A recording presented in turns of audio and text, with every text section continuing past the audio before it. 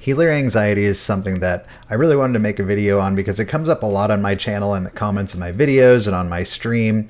And honestly, it's something I've dealt with in the past as well, but I've gotten a lot better at dealing with it. So in this video, I want to share with you guys some of the strategies I've used to overcome healer anxiety because WoW is supposed to be fun after all. I am going to gear this video a little bit more toward Mythic Plus than Raids because I think it's a little bit more relevant that way, as in Raids you usually have at least a couple other healers that can kind of cover you up, and in Mythic Plus you're kind of healing on an island. So let's get into it. First of all, I don't want to just dismiss this feeling of nervousness or reluctance to heal content as something stupid that you just need to get over. I think the main reason people experience this is because they're either one, afraid of failing a key and maybe afraid of feeling they might not be as good at the game as they think they are, or two, they're afraid of letting their group down or feeling personally responsible when people die. We all know it's kind of dumb, but a lot of us sink a lot of time into this game, and generally if you're putting time into something, it makes sense that you want to feel good at it, or at least feel like you're getting better at it. So since there are different reasons that people get anxious about healing keys, not all these strategies are going to work for everyone. This is just a list of things I've found helpful over the years. So strategy number one is going to be to admit that there are a ton of things you could be doing better in your play.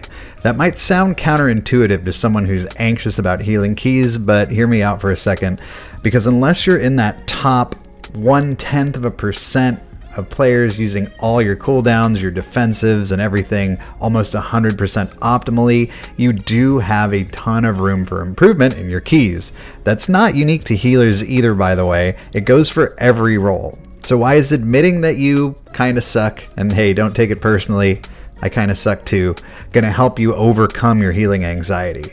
And it's because it's all about mindset, folks. If you're one of those players that doesn't want to queue up for that plus 20 because you're going to beat yourself up over not timing it, then this can help you. Don't look at a bricked key as a personal failure. Think it over instead. What did you do well in that key that you could carry over to the next attempt? And of course, what could you have done better or try differently next time?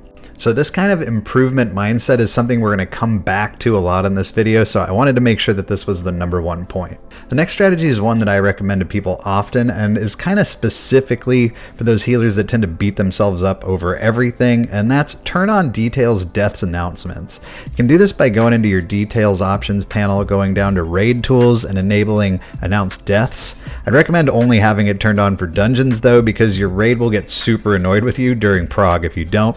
The reason we're going to do this is actually not to call people out or troll anyone, but to make ourselves aware of whether or not what killed someone was actually something we as a healer could have done something about. As a healer, your job is generally to heal unavoidable damage. So if someone's dying from standing in a swirly on the ground and then flaming you as a healer for it, we can safely dismiss that person as an idiot. Doesn't mean we need to throw verbal hands and party chat or anything, but we can simply rest assured that that's their own fault. Having these announcements on is also a great way to learn about different abilities and how much damage they do or how they work, and I really recommend it to all healers all the time. Of course, if someone is dying to unavoidable damage, then we go back to point number one. What could I have done differently to help keep this person alive? Did I use my cooldowns correctly? Was I doing my rotation right? Things like that. But hey, also according to point number one, we're not worried about it because we have lots of stuff we can improve in on our play anyway. My next piece of advice is one I used to do a lot and one I really want to get back to, and that's doing a warm-up key. Warm-up key is basically just a run that you feel super confident in doing, not for IO, just getting your muscle memory going. When I first log in for a session, if I jump right into a key that's going to be an IO upgrade for me, a lot of the time I'll struggle on the first couple pulls because my fingers just aren't ready to fing yet. Don't YOLO it though, try to consciously get your rotation down and get into the flow of your play. Use your cooldowns as if the damage is going to be lethal, even if it may not be in this case.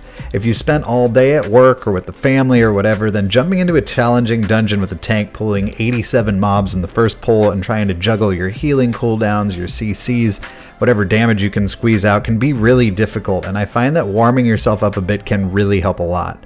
Also, just smashing a key can help you build confidence toward wanting to do something a little more challenging, so it's a win-win.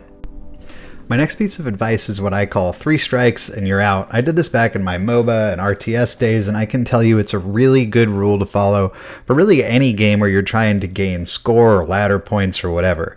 If you brick 3 keys in a row, do something else. Play an alt, play another game, go work out, anything, because what happens if you don't is that you start getting tilted. You want to make up for all those bad keys in one dungeon, but you start playing really badly. That positive mindset we talked about in point number 1 is going out the window. You need a reset. If you insist on sticking to your main, give yourself a layup key. This happened to me on stream just last night. I couldn't time anything and I was getting super tilted, so I jumped into an easy underrot, 2-chested it. Then I promptly called it a night. And no joke, when I log in later today to play, I'm going to feel 100% better about getting into some keys and playing well. So the next point is to network or to not network. It really depends on your play style. If you'd feel better about healing keys if you were with a static group of people that you trust and might allow for a little bit more breathing room in the learning department, then go find one. Either set one up within your guild, add people to your friends list that you enjoy playing with, or check out a Discord server like Mythic Plus Friends, which I've used in the past, link down in the description below, to try and find some like-minded players. This can be a great way to network and meet people that are in kind of the same boat as you, so you can grow together and learn each other's playstyles and keys. On the other hand, some of us might actually prefer some anonymity. I definitely like to go down this road quite often. You might actually feel better about the ups and downs of healing keys in a group of anonymous pugs that you will probably never see again. And that's kind of the beauty of it. You will very, very likely never see these people again unless you choose to add them to your friends list. And if you don't like someone's attitude, you could just throw them on ignore and move on to the next group. This is kind of the camp I often fall into, as a lot of times I'll just treat my pug teammates like NPCs I'm supposed to do the dungeon with. So pick your poison. Find some players you feel comfortable playing with, or if you're one of those players that doesn't want to let people down, go group with some pugs and try not to sweat it. Finally, my last point is to be prepared. In pretty much all walks of life, preparation is a great way to overcome being nervous about something. So how do you make sure you're prepared for a WoW key? Healing dungeons really comes down to knowing where and when damage is coming and being ready to react, or react preemptively depending on the spec you're playing. I'd say there's 3 ways to do this. The first is being aware of what the mechanics are. This usually comes from experience, but the process can definitely be sped up by reading a guide or watching a video. You don't want to be healing in the dark. You want to be ready with cooldowns or whatever you're going to need when that damage comes. Next step would be timing.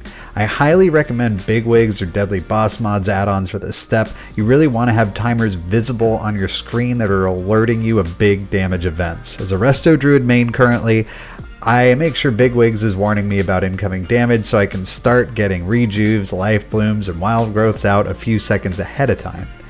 Finally, the last step here is actually knowing what you'll do when this damage comes out. Again, this at times will come down to trial and error of using different cooldowns and abilities to see what works when, but you can also expedite this process by watching your favorite high-level streamer do the encounter you're struggling with and seeing how they handle it. I literally just did this the other day.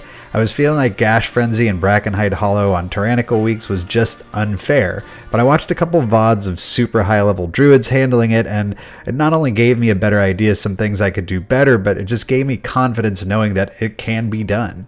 So I really hope that these tips help you guys out with your healer anxiety. If you're looking for more tips about ways you can improve at Mythic Plus or maybe improve your UI, check out the video linked on the screen above. Have a good one. Happy healing.